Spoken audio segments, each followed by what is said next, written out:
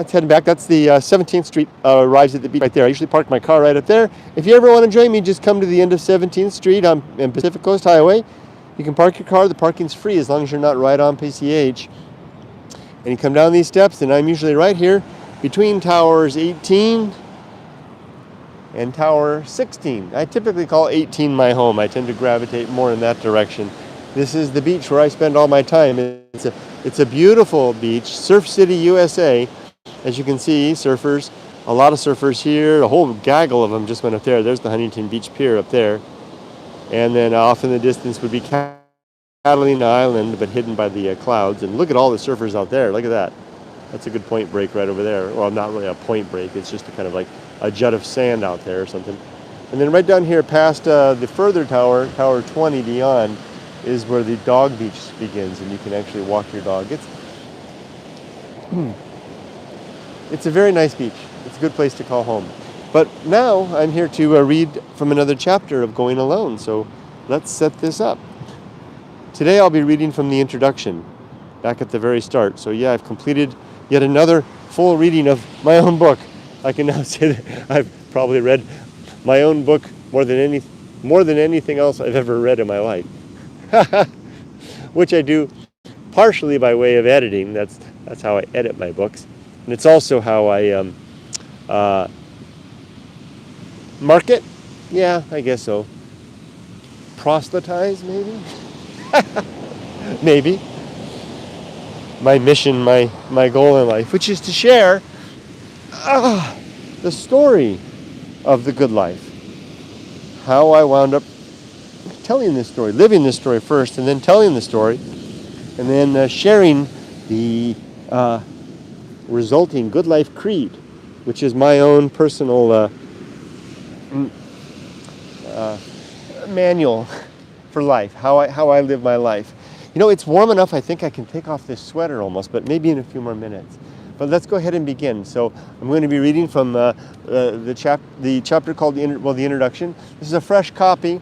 Every time I finish reading a book all the way through, I then sign it and I leave it someplace auspicious, like in front of in a coffee shop or at a park bench or something like that. Just, push it back into the universe, and it's usually got some brief markups. The last copy that I read only had only a handful of little markups, editing things, and it was all that was in one section that I had somehow glossed over. So pretty much the book is now I can get through the whole thing pretty much without any edits or typos or anything anymore. That this process seems to work that effort. So when I start over, I get a new copy. And the new copy then has the fixes from the last copy, the revisions, and so I speak, and it goes on and on and on. So let's start. Going Alone, hardbound edition. And this copy has already got the illustration, you can see. There he goes. So I've already illustrated the front. That's Siberia Ghost Town. There's me with my backpack on, ready to head off into the great desert. There's the train going by, BNSFM train, Burlington Northern Santa Fe, BNSF train. There's the Path of Wildness. There's my motorcycle, there's my tent. There's the ruins of Siberia Ghost Town. There's Route 66, there's the riding bridge, and there's my chair, and then the sun going down. Oh, I think I saw a comment. Tongue-in-cheek, greetings on your fine spring morning. Yeah, thank you. It really is a fine day. After I finish with this, I'm going to put my swimsuit on and go for a swim. So let's start. I'm going to be starting from the introduction. But first, let me stretch out my back. The old guy.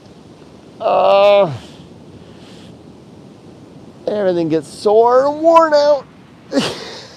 But I wouldn't trade it for anything. I wouldn't go back to any decade prior. I will gladly accept the frailties and the debilities that come of now, the arthritis, the heart issues. I'm having a tumor removed on Tuesday.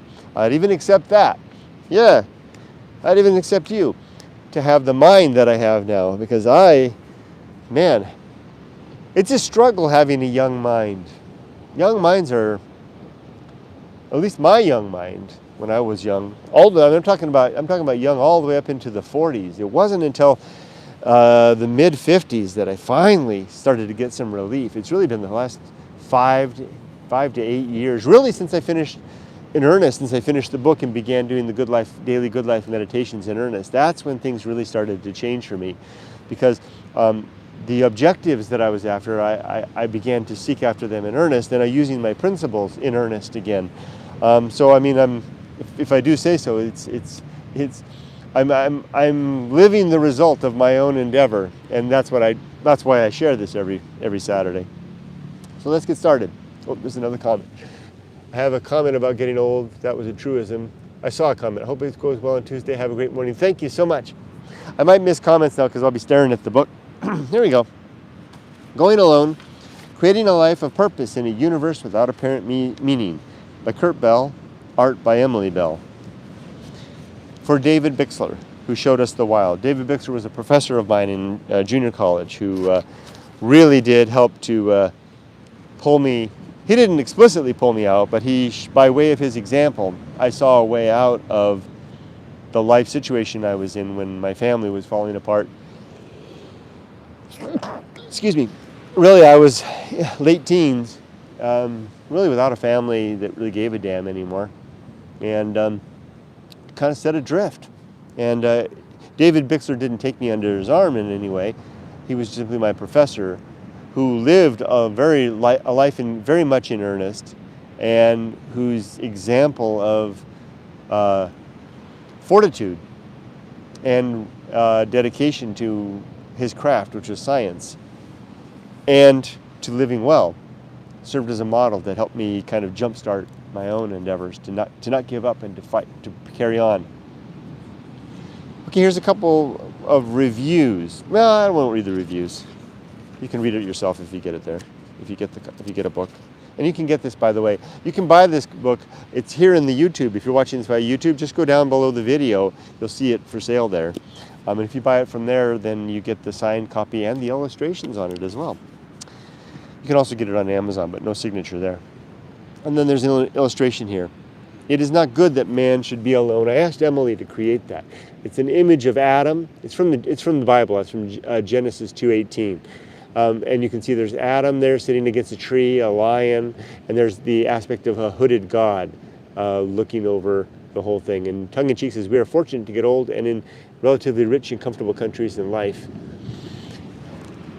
That's true. Just getting old alone is a good fortune, right? Okay, here we go. Warning. Do not go alone to the wild unless you are willing to accept the very real risk of suffering and dying alone. Take some precaution to let others know where you will be and when you will depart and return.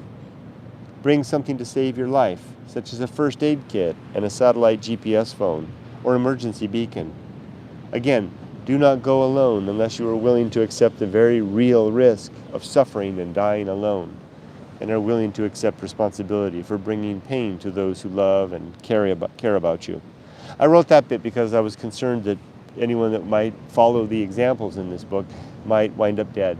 And I want to remind them that there is that danger and that they own that responsibility if they're careless with their lives. They own the responsibility of the pain that they cause to others by such recklessness. And then there's another bit. Also, this is not a book of answers. Read on only if you are prepared to continue life with less and are ready to die expecting nothing more. If so, then welcome to the result of my own great life adventure. Well, that's only partially true. It is a book of answers. The second part of the book, particularly the chapter called The Good Life, is where I definitely lay out what I think is the answer to a way of life that is very good. Good in terms of virtue, not necessarily always happy, but there's that too. It is a happy life too. It's much happier for me than any other time in my life. But at the same time, I'm not giving any absolute answers. These are contrived answers based on my experience, my reading, and my practice. So don't go looking for any God-given permanent truths in this book. Okay, now there's a quote here. Be you still, trembling heart. Remember the wisdom out of the old days, him who trembles before the flame and the flood, and the winds that blow through the starry ways. Let the starry winds and the flame and the flood cover over and hide, for he has no part with the lonely, majestical multitude. That's by Yeats. I just love that admonition and caution to remember who you are if you're one among us who would choose to go alone, who could go to such a wilderness place, that you may have no part with the lonely, majestical multitude. But I would argue that you can have a part with that if, one, it is your nature, and two, if you make the effort. And all the better if you do that after you've first gone alone. Okay, and then there's this bit that goes over the sections of the book. Introduction, the cast, these are the chapters. Introductions, the cast, the writing bridge. My muse is a corpse, the anxiety hike, the path of wildness, going alone, stoic poetry, the good life, my God is a little God, final thoughts, epilogue, Ecclesiastes 9, ghost town, recommended reading, and then the appendix. And that's the contents of the book, 16 chapters, sections I call them. Now we begin in earnest, the introduction section. It opens with an illustration here. That's again by my daughter Emily, and that illustration is of me as a teenager about age 17 in the library at Quartz Hill High School here in California, in Quartz Hill, California. And that's my English teacher. And she had taken me to the library to give me a copy of Walden after I had expressed in class my interest in the story of The Call of the Wild by Jack London. She said, if you like that, maybe you like this. And she took me to the library and gave me that book. And I love the way Emily did that, because Emily put a portal behind the library that led into a desert path going off into a moonlit desert. She did such a good job, and the little caption there, read this. I saw the comment fly by. How's it going? It's going well. Okay, here we go. How the journey began. And I promise I'm not going to fall asleep this time like I did last week. I was here and I was reading like this and I fell asleep. I don't know how long I was asleep with the camera running. That was funny. One of the things I'm suffering with is, suffering is maybe too strong a word. As I older is my issue with sleep. I can't sleep well. I fall asleep. I fall asleep everywhere. I fall asleep sitting at my desk at work. I fall asleep just sitting around. I fall asleep driving, of all things. Oh my gosh, I fell asleep on my motorcycle on the freeway and woke up in another lane. So I'm really taking actions on this. I'm seeing a doctor. I'm being tested. All kinds of stuff. My health is growing into an issue in many fronts, which is one of the reasons that I've decided to retire next year. Right? I'm going to trade money for time, or I should say, I'm going to trade time for money. Right? Rather than hang on for another 5, 7, even 10 years, I couldn't. God forbid that go until I'm 70, and retire with a more supple retirement. I would rather retire sooner, live on less, and enjoy my time while I'm still healthy enough to enjoy it. That's the plan. So if I fall asleep during this reading, forgive me. Okay, introduction. How the journey began. If you want to live in peace, go to the interior desert. That's by Marcinius the Great. Greetings from a man in the past with a sincere interest in your future. My name is Kurt Bell. I am 53 years old as I write these words, 59 now, which is important and relevant. So 54, 5, 6, 7, 8, 9. So it's been 6 years. Interesting. So I said before that it had been about the last half a decade that I've been doing well, and I guess that coincides with roughly the writing and the application of the book. As I do not think I could have written them at any other age. This book could not have been produced in my 40s or in any decade prior or to follow. This is a story to be told from my 50s, and my one chance at describing the landscape and perspective of my life as seen from this particular vantage in time. This is my season of philosophy, which is my way of describing a period of life for recording ideas and stories which are reflective and cumulative of the best lessons so far lived and discovered. This book is an effort at sharing my experience and advice with those to come, and who might be inclined to sit and read a bit from an aging man who will be gone from life much sooner than he'd like. Well, I certainly feel that way now. For despite my various trials and challenges, I do dearly love being alive. and it saddens me to know I will soon die and pass away forever to nothing. Saying this is not a forecast or prognosis of imminent death, but instead is simply a sober reminder of the reality that life so often ends when we least expect, and sometimes just when we are at last ready to live. I wrote this book with the young in mind, particularly the young who are just now waking into adulthood with questions about the life they found themselves living and the future which yawns ahead like a strange road to uncertainty. I was in the same position once, from about age 15 to 45, which was a long time of seemingly aimless drift. I'd like to help you shorten this period and make better use of the precious days I believe we each only get once. It took me a long time to break free of life's drift and settle into what I call a life of courage, joy, and independence. There is no gimmick here. I have no ulterior motive. I do not believe in an immortal soul, and therefore have no interest in saving mine or yours. However, I do sincerely want to be helpful, and I'd like to help you enjoy a better life and begin living this better life sooner. I will not ask you to believe anything I say, though I will explain the reasoning behind the arguments I propose. Let me start by sharing a little of my own background and some of the events which contributed to the challenges I faced and have mostly overcome. Now, this part now that I'm about to do was definitely inspired by Thoreau, who in Walden represented in his introduction, I think the chapter was Economy, that he appreciates of his authors an accounting of themselves as they begin their tale. So here's my accounting, Mr. Thoreau. I arrived at young adulthood on my own. At age 15, my family was in the process of breaking up, and I was operating as an adolescent without much adult guidance or oversight. I was lucky, though, that a high school teacher at the time introduced me to a book titled Walden by the author Henry David Thoreau. That's the illustration at the start of the chapter. This happened after our English class had been assigned to read The Call of the Wild by Jack London, and I had expressed to the teacher how much I'd enjoyed the story, especially the narrative description of a wilderness and the experience of life in the wild for both man and beast. I remember this same teacher taking time from her duties to walk me to the school library to locate and offer me a copy of Walden, which proved a pivotal event in my life, as the book opened my eyes to a way of living and thinking which closely aligned to some inner interests I was barely aware were developing within me. Walden helped me to find the courage to venture out and alone onto my own road, to follow the beat of my own drummer, as Thoreau would describe, and to allow myself to live life in better accord with my own inclination and native aptitudes. It was the going alone bit which moved me most, as this provided an example and courage to strike out without companionship, aid, or comfort, and to take risks I might not have otherwise taken. I took Thoreau's example to heart and began my own solo meanderings and living in emulation of a lifestyle I thought well suited to who I was and the man I wanted to become.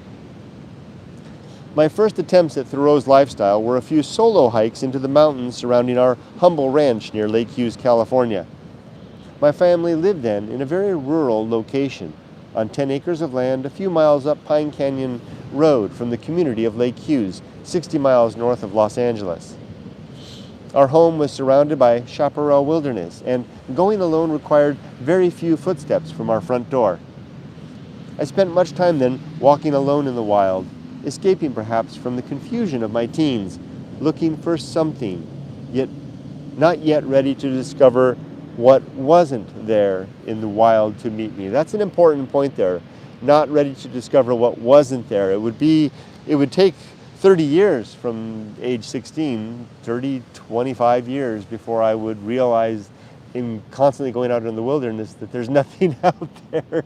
And that was the point, to which there is no point, right? I mean, it's the point of seeing that it's empty, that God doesn't exist, that we are on our own, that their meaning is contrived, with the exception of perhaps biology, the biological mandates that we experience in life, and that it's up to us to make good and strong effort, thoughtful, reasonable, philosophic effort to construct a world like to call it a human operating system that we can then use to live a better life. It's hard work. It's all the responsibilities on our shoulders, all the consequences on all our shoulders, and the end result is oblivion.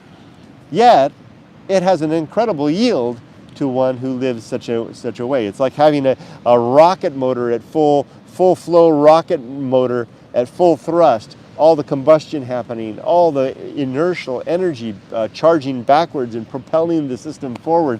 I'm living that experience right now. I'm living now at 59 years old at full thrust. And I can tell you, it's a hell of an experience, but it sure did take a long time to get here. Just like you starting up a rocket motor takes a lot of delicate balance, yeah, and you blow up a few times along the way, right?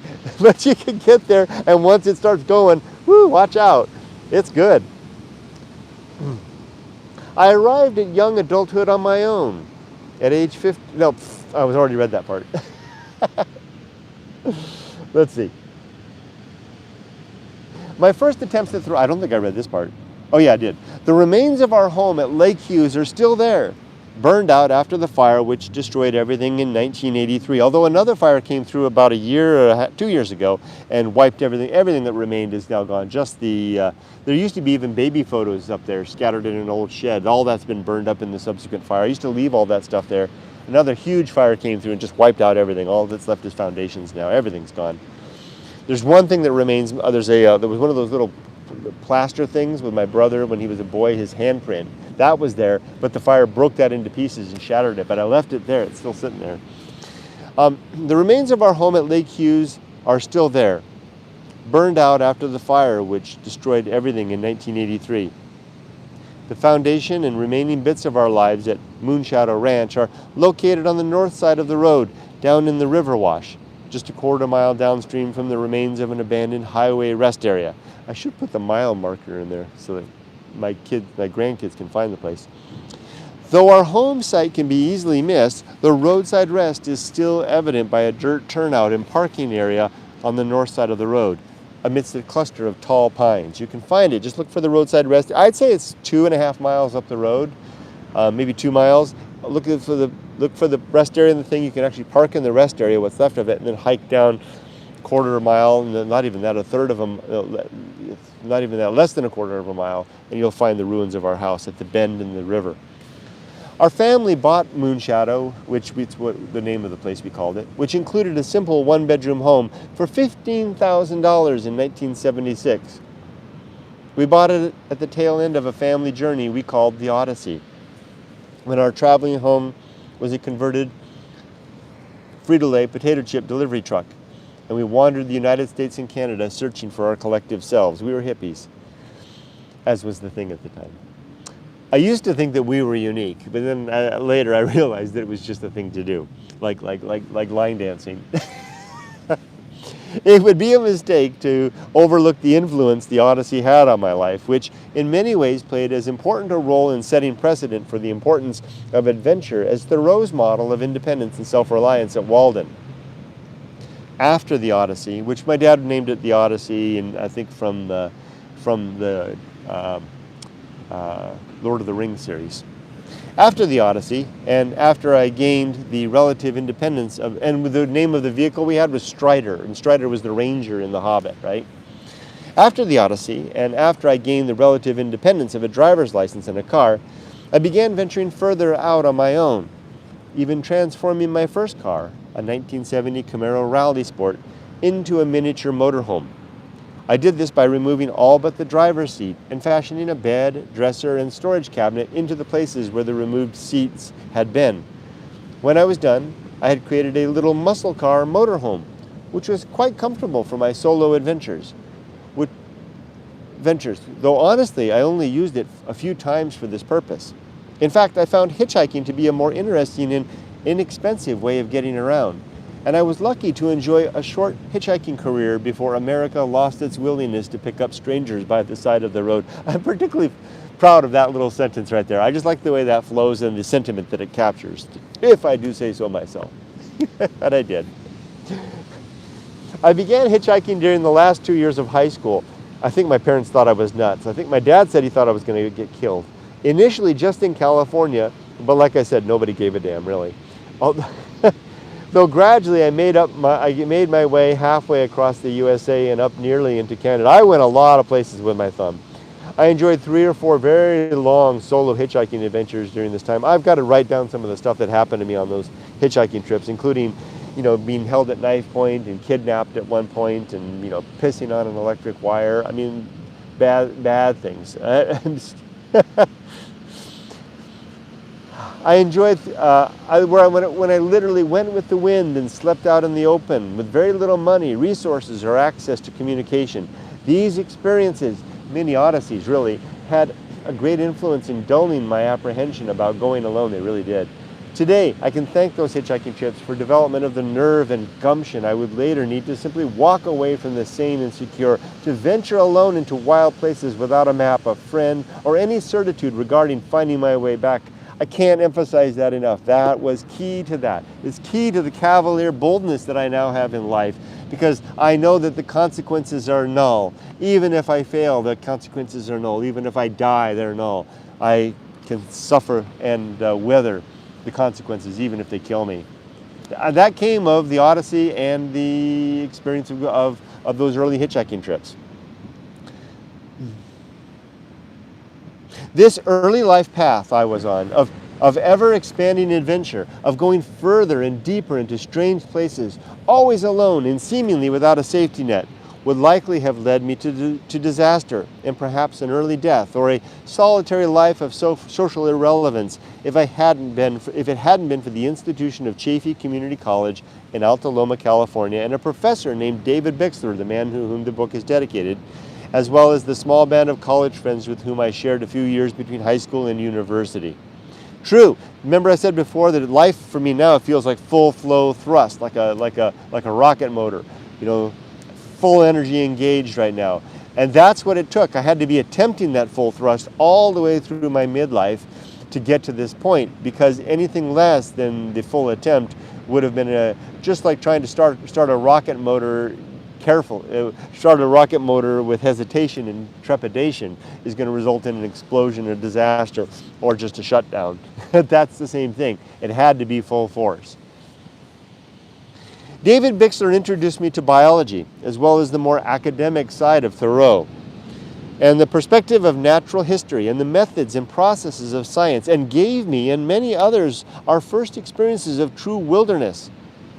David Bixler awoke the grown-up empiricist in me and sent me forward on a life of reasoned discovery, with an eye and an interest in the frontiers of what we know and why we should care about what is true, and not just what is comforting, traditional, sanctioned, or popular.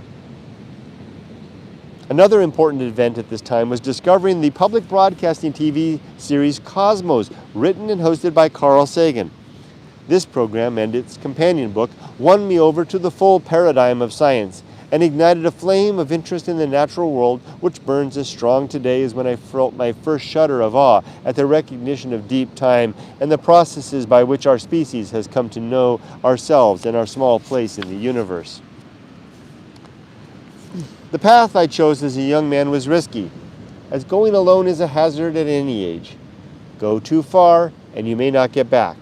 And even if you do return, some essential part may be left behind in the place you found. A place in mind, a place alone, a place you may never successfully relate to others who have never been so far afield without the comfort and guidance of maps, compass, companions, or gods. Going alone is key, and the people who visit deep solitude may appear eccentric or even mad to those who've never been, describing realities which don't seem very real, which may in fact only be real in the world which they alone know. I sensed early this risk in going alone and took measures to protect myself from going too far or too long. The most significant decision, and I need to pause because this was a very significant decision. The most significant decision was my choice to settle and marry a young woman whom I love, respect, and admire, and who represents and lives a life very different from anything I had known. Likewise was I to her, and together we formed a symbiotic union of stability and adventure which has served us well for over 30 years. I can't underline strongly enough how important that was. My binding to Yumiko, my wife, at that young age of 24 when we first met. Coming out of those adventures, coming out of being lost, trying to begin to throttle up the engine of life and to figure my way forward. That connection to her, to whom she had the deep connection to stability and tradition and settled ways, and that I didn't have. Yet I had the throttling up engine of adventure, which she longed for. We brought those things together, and we just, by the grandest good fortune, or maybe it was through the efforts that I made to align to hers, we shared the same value set. I expect it's more me aligning to her than anything else, which now that we're perfectly aligned in terms of values, I mean perfectly aligned. There's no question in there. Now after 30, what is it, God almighty, 35 years of being together, we are like that. You know, if you take a rocket motor, it's fuel and oxidizer, right? That just simply come together into a combustion chamber and combust. She's the one, I'm the other. One of us I'm the fuel, she's the oxidizer. And we are in perfect full flow right now. But it wasn't through a lot of hard effort to get there. So this, and I would be lost without her. I think she could carry on just fine without me, though. She is our rock, after all.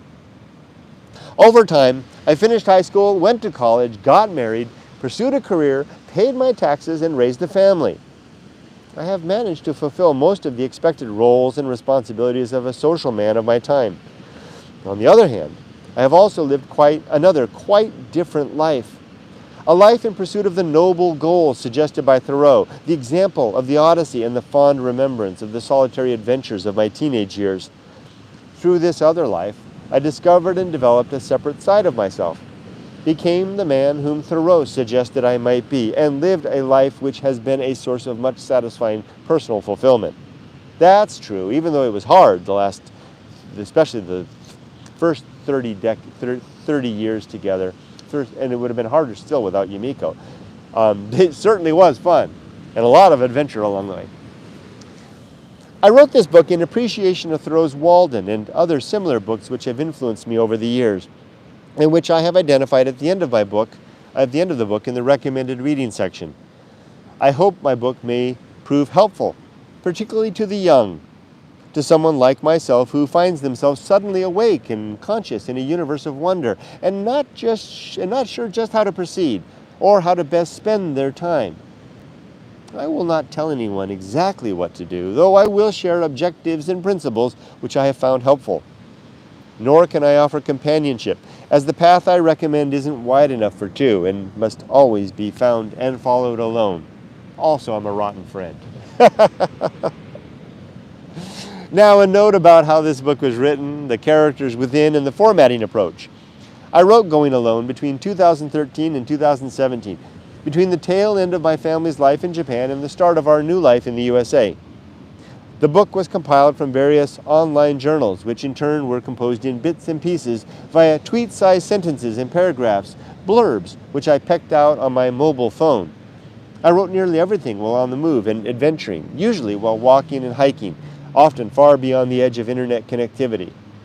Each upload was hashtagged with a theme, which in turn became the major sections of this book. And some of these themes I list a few of them here, 6 of them here.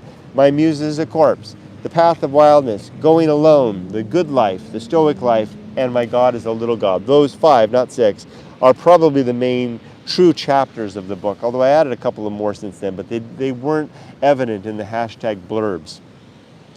The blurbs are rarely related, though sometimes there is a small story being told in the process of updates, which may become clear if the blurbs are read in their original order of upload. It is possible to find the original blurbs in their original order, along with any associated photos as well as date and timestamps, by referencing my various Facebook pages. In particular, my Facebook page, Softypapa, which is the place, and there's a URL in the appendix, which is the place where nearly all of my extemporaneous writing did first appear. The blurbs are included in this book in italics and collected in sections under the heading Notes from my muse. So almost every chapter of the book will open with a prose section. I didn't write that in the desert typically. I wrote that sitting down in earnest at my computer to try to put some sort of it's the glue, it's the binding agent between all of the blurbs. And then following that comes the heading, Notes from my muse, and then the blurbs, which are in italics and separated by tildes. It's a kind of a crude structure, but it suffices.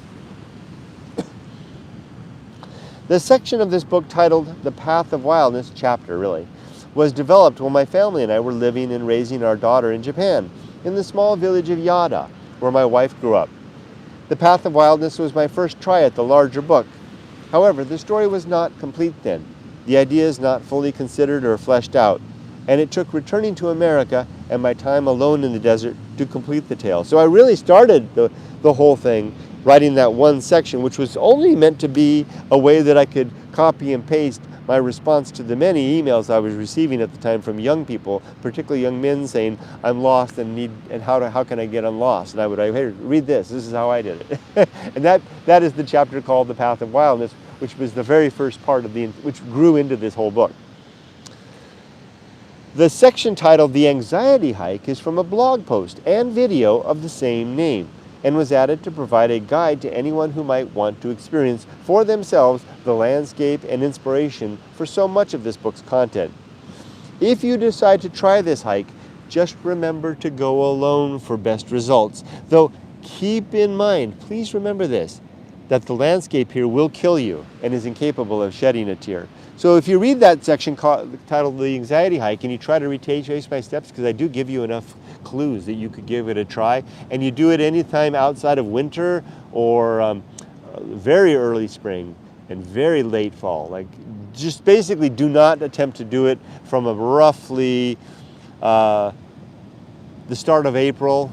Even that's getting a little iffy. Maybe mid-March. Do not try that from mid-March until the end of October, even maybe the middle of November. Yeah, maybe November 15th.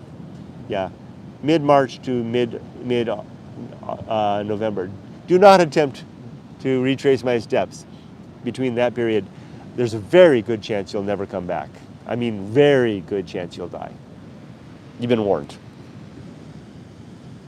Then I had to find out the hard way by almost dying 3 times. Okay. Incapable of shedding a tear. My book includes some characters such as the Muse, the Ghosts of Siberia, the Soulless Beasts, the Desert Killer, and My Little God, deliberately lowercase.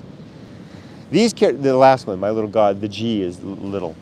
These characters are, of course, fictional and were created as foils to my own reflection on the character of humanity's encounter with something I call the Great Indifference, which is defined and described in the sections titled The Cast and Going Alone.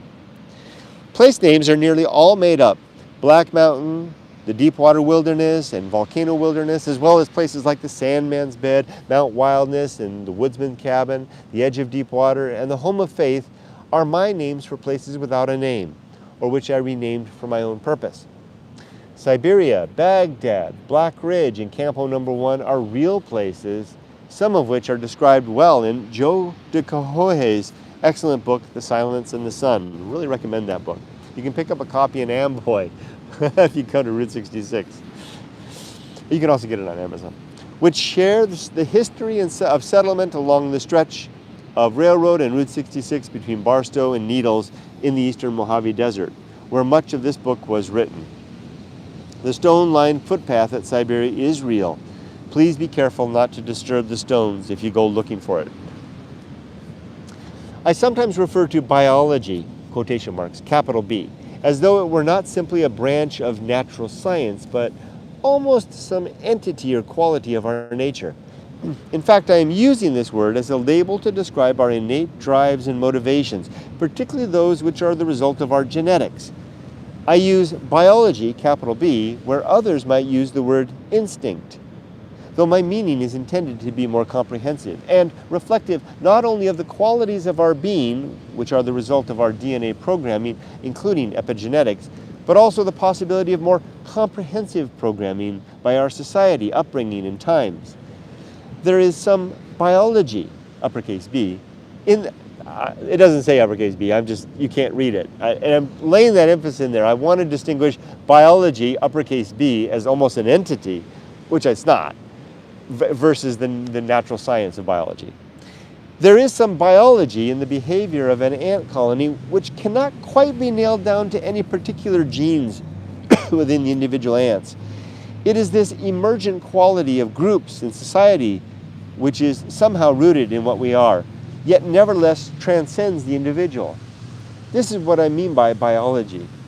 The some natural qualities of what we are at the level of the cell, organism, family, community, and civilization. This is probably as close as I will get in this book to anything mystical or spiritual, though I am confident even the mystery of the programming of groups will one day give way to the inquiry of science. Quite confident indeed. So there's something about all this being together that draws out, that is separate from what's coded in our genes, I believe, this emergence. And I finished reading a book recently, Goher Beck Asher Bach, that underlaid this as well. It gives a lot of ideas about this emergence. Anyway, enough of that. That's a whole other hole to go down. My only regular companion in the desert is my 2004 BMW R1150 GS adventure motorcycle, which now I have a 2013, same bike, but I don't go to the desert anymore, which both delivered me to and from the desert and kept me entertained with pleasant distraction when the deep void of nature triggered a response of panic or despair, and I ran. The desert is the perfect environment for this type of bike, which is branded a dual sport adventure tour, capable of both street and light off-road riding, though I never rode it off-road, never rode it far off-road at least, preferring my 2 feet for such travel. The bike was nevertheless ready for any dirt road or double track I chose to follow, and I could not imagine these adventures with anything else. What follows is a list of items I carry with me or on the bike to facilitate my desert adventures. And here's the whole list here, Kurt's Adventure Kit. And it's everything that I had. So, I mean, it's changed a lot, and I don't do it anymore, and I've given all that stuff away. I don't do that stuff anymore. I don't go to the desert anymore. I don't hike in the desert. I don't hike really anywhere anymore. I will when I get back to Japan. I will resume that lifestyle, but in a very different way, I believe. I'll be coming back to Japan as a different man. Be coming back full throttle is what I'm going to be doing. I was spent when I was in Japan before I came back. I needed to come back to America to purge me of who I was, to get me back up in gear. I'm really looking forward to that next chapter, probably the final chapter in earnest of our life. I won't read all of this. You can find it. It's all online too. You can find it. You don't have to buy the book. You can just go to goingalone.org and look for the read the book link, and you can read the whole thing. And then there's just a little bit left to read. This is the last bit. So here we go. Welcome to my book and the result of my life's effort at fulfilling and the suggestion and challenge offered by Thoreau in Walden. This book is my own answer and homage to that great author's masterpiece of expression of the bold experiment he made of his life and the example he has become for so many. In 1998, I visited Thoreau's grave at Sleepy Hollow Cemetery in Concord, Massachusetts.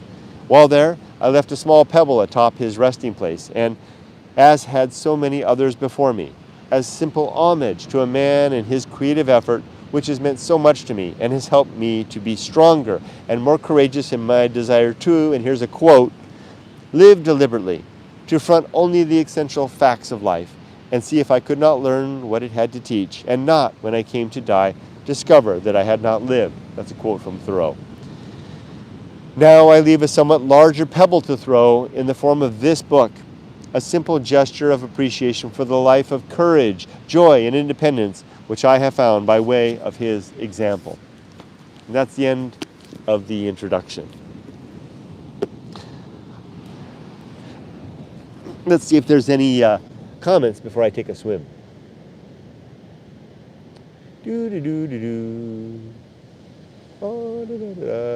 Okay.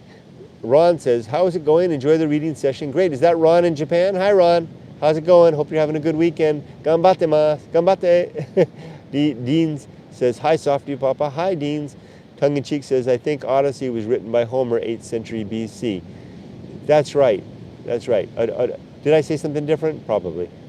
And tongue-in-cheek says, I recommend you read The Life and Times of a Thunderbolt Kid by Bill Bryson. Thanks for the recommendation. Swim, Kurt? Okay, I will. You'll get back into softypapa the minute you land in Narita. Maybe, but that guy's dead. That guy that I used to be. I mean, I can put on the title of softypapa. That's still there. But who I was, I'll never be that guy again. Thank God. I wouldn't want to be that guy again. Here, let's. I'll just leave the camera running while I go for a swim. I mean, that life is over.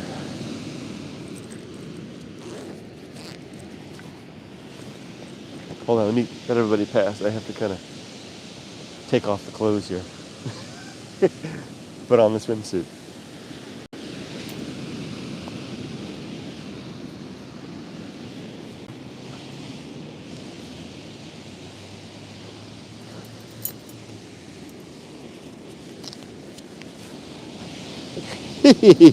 Okay, naked on the beach.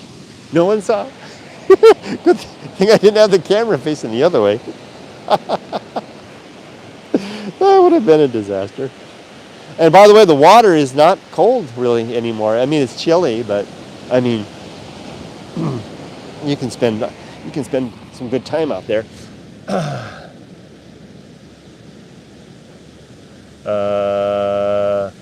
Will you be back? Take the motorbike to Japan? It will be the perfect for the mountain roads of inner Japan.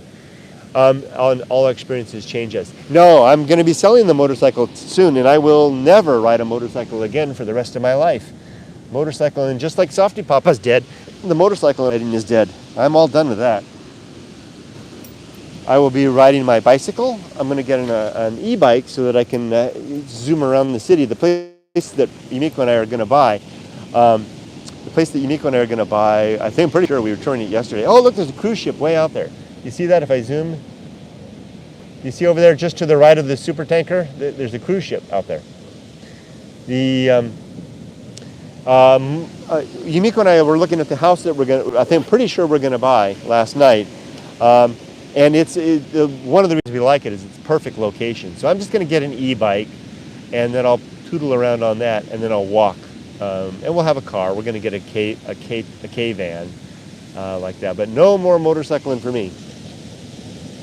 In fact, I'm hoping I can get rid of the bike and not ride the bike I have anymore again. I'm going to miss that weird white guy casually strolling rural Japan. I'll still be doing that, but but I'm not that guy anymore. I mean, I'm me. I'm different.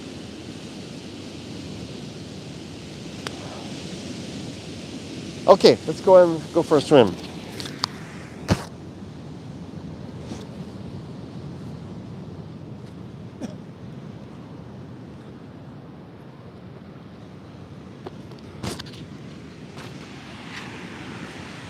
I got to do it like the old days, right? Remember I used to do this? What the heck? Yeah, that'll work. Okay. Da, da, da, da, da. I gotta watch out.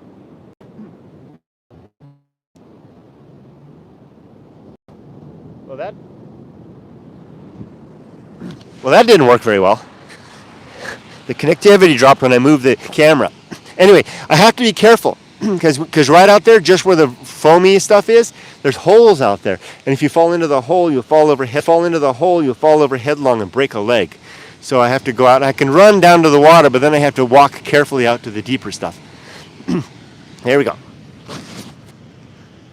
And I'm just going to go out and get wet and then come back and not leave the camera on, especially because it's having intermittent connectivity issues now. So let's go just jump in. Da, da, da.